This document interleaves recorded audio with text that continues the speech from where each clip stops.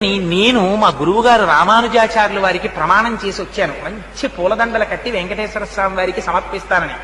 అందుకని ఇప్పుడు రాను, నాకు కుదరదన్నానని చెప్పన్నారు. అంటే అర్చకులు అలాగే వెళ్ళి చెప్పారు, ఆయన రారటండి ఇప్పుడు.